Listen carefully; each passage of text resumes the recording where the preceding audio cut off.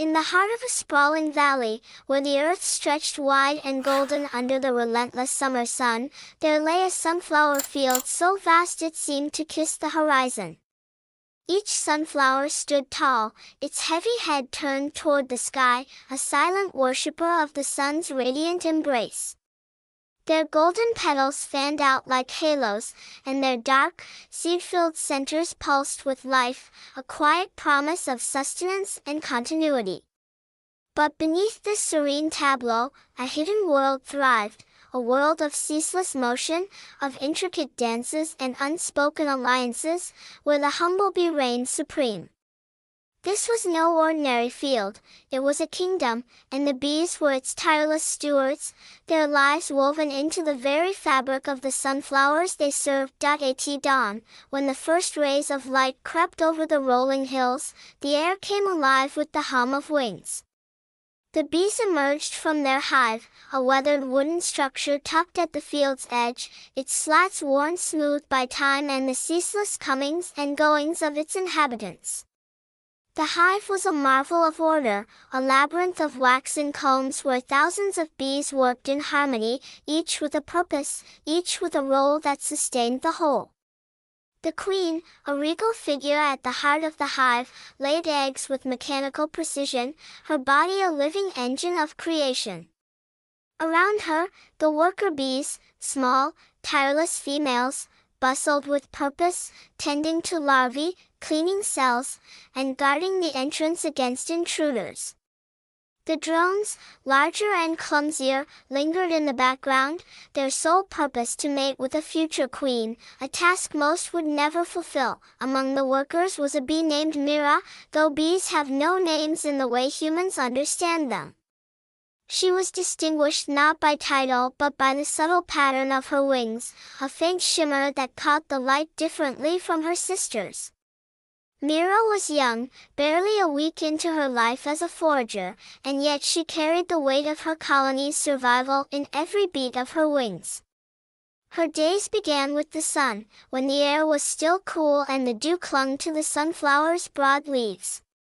She would emerge from the hive, her body dusted with the faint scent of wax and honey, and take flight, her wings a blur as she navigated the field. The sunflowers loomed like giants, their stems thick and bristling with fine hairs, their heads swaying gently in the breeze. To Mira, each flower was a universe, its center a galaxy of tiny florets, each brimming with nectar and dusted with pollen. Mira's task was simple yet profound, to gather nectar and pollen and bring them back to the hive. But the act was far from solitary. As she landed on a sunflower's face, her delicate legs sinking into the soft, yielding florets, she joined a dance as old as the earth itself. Other bees moved alongside her, their bodies brushing against one another as they sipped nectar from the flower's depths. The sunflower, in turn, offered itself willingly, its nectar a sweet bribe to ensure its pollen would be carried to another flower, a silent pact of mutual survival. Mira's tongue, a slender proboscis, unfurled to draw up the nectar, her movements precise yet instinctive. As she worked, her body became dusted with pollen, the golden grains clinging to her bristled legs and fuzzy thorax. When she moved to the next flower, some of that pollen would rub off, fertilizing the sunflower and ensuring the cycle of life would continue, but the field was not without its dangers. The sun beat down mercilessly at midday, sapping Mira's strength as she flew from flower to flower. Her wings, though strong, grew heavy with the weight of heat and dust. Predators lurked in the shadows of the sunflower's leaves, spiders weaving silken traps, their eyes glinting with hunger, and wasps, rogue cousins of the bees, who would raid the hive if given the chance. Once, Mira had narrowly escaped a spider's web, her wings snagging briefly in the sticky threads before she tore free, her heart pounding in a way no human could understand but which she felt as a surge of urgency to survive. The hive depended on her, and she could not fail. Within the hive, life was no less complex. The workers toiled in darkness, their world lit only by the faint glow of instinct. Some fanned their wings to cool the hive, others processed nectar into honey, regurgitating it into cells where it would thicken and mature. The youngest bees, barely emerged from their pupal cells, cleaned and polished the hive, preparing it for the queen's endless egg-laying. Mira, as a forager, rarely lingered in the hive during the day, but when she returned, her baskets laden with pollen and her stomach swollen with nectar, she was greeted with a flurry of activity. Other workers would unload her bounty, passing it along to be stored or transformed. The hive was a living machine, each bee a cog in a system so intricate it rivaled the stars in its complexity, yet Myra's life was not without moments of quiet wonder. On clear mornings, when the sunflowers glowed like a sea of fire, she would pause on a petal, her body still as she drank in the world. The field was alive with sound, the hum of her sister's wings, the rustle of leaves in the wind, the distant chirp of crickets hidden in the grass. The scent of nectar filled the air, sweet and heavy, mingling with the earthy tang of soil and the faint musk of pollen. To Mira, this was home, a place of purpose and beauty, where every action mattered, where every flight was a thread in the tapestry of life. As the days passed, Mira grew older, her wings fraying at the edges, her body slower than it had been in her youth. A bee's life is short, measured in weeks rather than years, and Mira knew, in the way instinct whispers truths, that her time was drawing near. Yet she did not falter. Each morning, she rose with the sun, her wings still strong enough to carry her to the sunflowers. She worked until her strength waned, until her body could no longer keep pace with her will.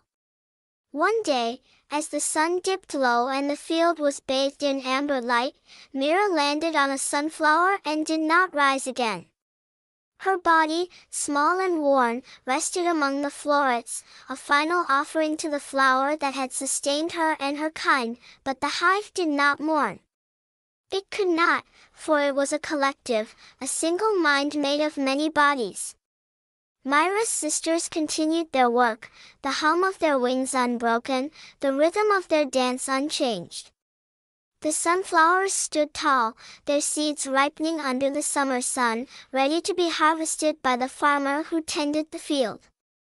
The cycle continued, as it always had, as it always would. The bees and the sunflowers, bound by an ancient pact, wove their lives together in a dance of survival and beauty, a secret world hidden in plain sight, buzzing and blooming under the endless sky. The field, though vast, was but one corner of a larger world, where other hives and other flowers played out their own stories. Yet within its borders, it was complete, a microcosm of life's relentless push toward continuity. The bees, small as they were, carried the weight of ecosystems on their wings.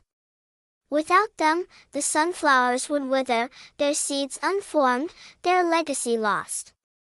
And without the sunflowers, the bees would starve, their hive a hollow shell. This was the truth at the heart of the field, that life is a chain of dependencies, each link vital, each link fragile. As summer waned and the sunflowers began to droop, their petals curling inward like tired hands, the bees worked on, their numbers dwindling but their purpose undimmed. The hive prepared for winter, its stores of honey and pollen a bulwark against the cold.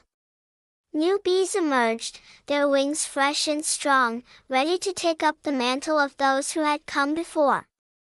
The field would rest, its soil turned under, its sunflowers replaced by new crops in the spring. But the bees would endure, their hive a constant in a changing world, their secret life a testament to the power of the small, the unseen, the tireless. And so, under the vast sky, the story of the bees and the sunflowers continued, unwritten but eternal, a symphony of buzzing wings and golden blooms, played out in a field where the sun always rose, and life, in all its quiet glory, went on. Do you still like today's story? If you like, please remember to subscribe to this channel and click the like icon. You can receive notifications and hear the latest stories as soon as possible. Good night, my baby.